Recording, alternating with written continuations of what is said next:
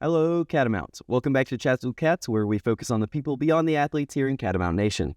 I'm your host, Alexander Hoffman, and today's guest is Samantha Kranzler of the women's volleyball team, and I'll allow you to go ahead and introduce yourself. Hi, so my name is Samantha. I'm a freshman here at Western. I'm from New Jersey, and I'm currently an outside hitter on the volleyball team. Nice. So what would you say keeps you motivated throughout the volleyball season? Other than my goals and just like everything I'm determined to do, I would definitely say my little sister. She's in 8th grade, and she plays volleyball because of me, and she always tells me I'm so happy for you, I'm so proud of you, and I just want to be you when I'm older. So I would definitely say my sister. Yeah, and I think that family motivation is very visible in a lot of our student athletes, and that kind of plays into what we notice a lot in these interviews is the family feel in WCU athletics as a whole, especially with certain teams. We've had volleyball in the past, and they've mentioned it a lot. What would you say that looks like from your first year with the volleyball team?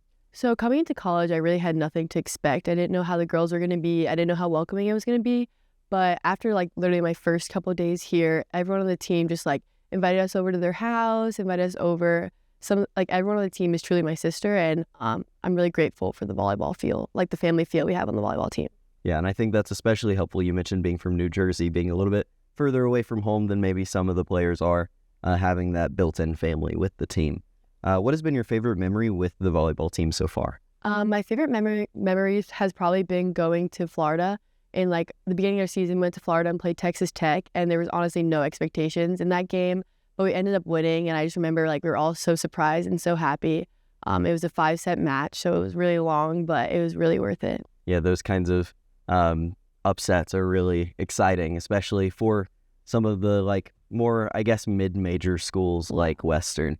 Kind of moving over from the student-athlete side to the student side, these interviews are a lot more than just you as a student-athlete. It's also you as a student and a person. What are you studying, and what made you choose that major? So I'm currently double majoring in marketing and accounting. I have a lot of connections, family-wise, in the business world. And after college, I definitely want to move back to New Jersey. So I definitely want to do something in the business world down there. Nice. How much did having upperclassmen teammates in their junior or senior year help bring you on the team and more into campus and into the college environment, both on and off the court? So the upperclassmen were really welcoming, coming in as a freshman that lives far away. Before we got a class schedule, they would show us around, show us the buildings, kind of just be there for us if we needed anything. They would always invite us to their house. I go hang out with them probably every single day, and they just have been very welcoming. So that's very good to have that, again, like we said. As a student athlete, not only is there the physical aspect, but there is also definitely a mental aspect. I'd like to hear your thoughts on that as a member of the volleyball team. So I think every athlete and every student struggles with mental health, and it's really big. But one thing that I've tried to do is create a good support system around me, especially my friends, my family, people that don't go here, just so I could talk to. My brother, he also plays a collegiate sport, so he kind of sees it firsthand, and he's really helped me if I just need to call him or just speak to anyone. How do you think players and fans can become more aware of that mental health aspect? I think just understanding that we're all humans. I mean, obviously people watch sports teams and think, all they have to focus on is the game, but behind that is a human, and everyone has their own feelings. You never know what someone's going through, so I just think being aware that everyone has their own story and is going through their own struggles is big. Yeah, and that's something that with our new kind of slogan for the show starting this season is people first, athletes second, which is a quote from our women's soccer coach. That's something that we've kind of liked to focus on. So just really good thing to point out. Again, everybody playing on these teams is also a person, not just the athlete on the court or the field. But how has being a student athlete shaped your first year of college so far?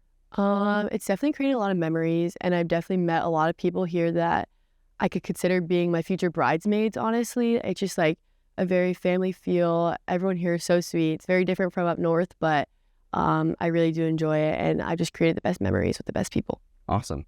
We are going to move into our lightning round, just 4 short little questions with some short little answers from you. Do you have any pregame rituals or superstitions? I had a lot of superstitions going in high school, but the only one I can really think of for college is my hair. If I put my hair a slick back and I do good, I have to do that for the next game. But if I play bad, I have to switch it for the next practice and see how I do then. So I would just say my hair. Superstitions help sometimes. What is your favorite sport to watch and favorite team that is not at WCU? I grew up in a baseball family, so I'd definitely say baseball. I grew up loving the Yankees, so they're probably my favorite team. Shout out to the Yankees. What is your favorite meal after a big game? I don't have one specific meal that I always go to, but normally I'm always craving like pasta, any type of pasta really. Pretty common answer, actually. And what is your favorite music to listen to during practice or warm-ups? This is kind of controversial in our team, but I really like country music. A lot of people think it's slow, but I think it helps me like stay calm and really just like focus on volleyball. Weirdly enough, you say that's controversial, but I've heard so many of our student athletes say country music or a specific country artist, so that doesn't shock me too much. Yeah. But I guess that makes sense. It is a little slower.